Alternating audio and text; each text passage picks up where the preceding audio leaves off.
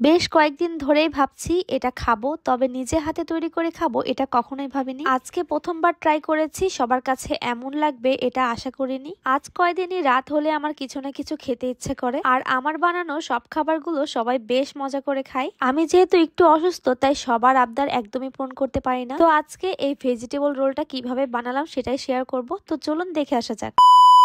আসসালামু আলাইকুম, সবাই কেমন আছেন? আশা করছি সবাই ভালো আছেন। সবার অনেক দোয়া এবং ভালোবাসায় আলহামদুলিল্লাহ আমরা অনেক ভালো আছি।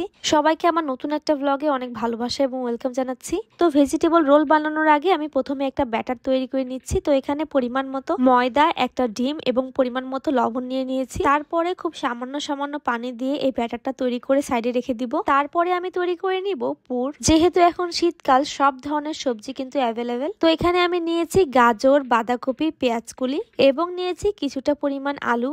এবারে সব সবজিগুলো পেঁয়াজ আর মরিচের মধ্যে দিয়ে দিব। আমরা নর্মাল যেভাবে ভাজি তৈরি করি ঠিক সেইভাবে এটা তৈরি করব। এবারে সামান্য কিছুটা পরিমাণ লবণ দিয়ে দিলাম, তারপরে ঢাকনা দিয়ে ঢেকে রাখবো। তো এই তো খুব ভালোভাবে মনে হচ্ছে সিদ্ধ হয়ে গিয়েছে। এবার এগুলো নামিয়ে নিব। এত সুন্দর ভাজি হয়েছিল, মনে হচ্ছে রুটি বা পরোটা দিয়ে অনেক বেশি মজা লাগবে। যদিও এটা ভেজিটেবল রোল, তো আমার একটু চিকেন না হলে কোনো কিছুতেই চলে না। এখানে আমি চিকেনটা রেডি করে নিব। চিকেনটা রেডি করার পাশাপাশি আমি এই ব্যাটার দিয়ে খুব ভালোভাবে শীট তৈরি করে নিচ্ছিলাম। তো এখানে আমি মুরগির বুকের মাংস নিয়েছি, আর এর মধ্যে দিয়েছি আদা বাটা, রসুন বাটা এবং দিয়েছি পরিমাণ মতো সয়া সস। তারপরে আগে থেকে রেডি করে রাখা ভাজিগুলো দিয়ে দিব। ভাজিগুলো দিয়ে এবার খুব ভালোভাবে রান্না করে নিব। তো এক সাইডে পুর রেডি হচ্ছিল, আর এই তো এক সাইডে আমি রোলের শীটগুলো তৈরি করে নিচ্ছিলাম। এই তো কত সুন্দর পাতলা পাতলা হচ্ছিল। এবারে আমি পুরের ভাজির মধ্যে দিয়ে দিলাম ম্যাগি মশলা। 2টা ম্যাগি মশলা দিয়েছি, খুবই সামান্য পরিমাণ একটু চিনি দিয়েছি। তারপর এখানে দিয়ে দিলাম টমেটো সস। টমেটো সস দিলে এর টেস্টটা অনেক বেশি ভালো হয়, আর যেহেতু টেস্টিং সল্ট ছিল না তাই আমি চিনিটা ব্যবহার করেছি। তারপরে ভালোভাবে নেড়ে চেড়ে এই তো আমার পুরটা একদম রেডি। আর এই সাইডে রোলের শীটগুলো তৈরি করা হয়ে গিয়েছে। এবার আমি এক এক করে তৈরি করে নিব। পুরটা অনেক বেশি মজা হয়েছিল, আমি তো খালি খেয়ে নিয়েছি। তো এই তো এই শীটের মাঝখানে পুর দিয়ে এবার রোলের আকারে তৈরি করে নিব।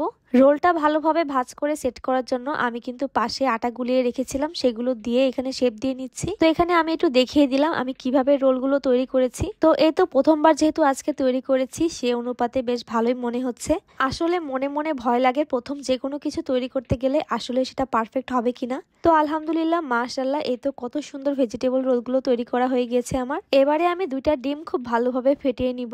এর মধ্যে দিয়ে দিলাম খুবই সামান্য পরিমাণে লবণ। তো এখানে কড়াইতে পরিমাণ মতো সয়াবিন তেল দিয়ে দিব, কারণ রোলগুলো এখন ভাজার পালা। তো এই তো ভেজিটেবল রোলগুলো এখানে ভাজার জন্য প্রথমে আমি ডিমে গড়িয়ে নিব। তো এই তো ডিমে চুবানো হয়ে গেলে এবার আমি বিস্কিটের গুঁড়ার মধ্যে দিয়ে দিচ্ছি। বিস্কিটের গুঁড়া না থাকলে আপনারা ব্রেড ক্রাম্বসও ব্যবহার করতে পারেন, তাহলে কিন্তু এই ভেজিটেবল রোলের উপরটা খুবই ক্রিস্পি এবং মজা হবে।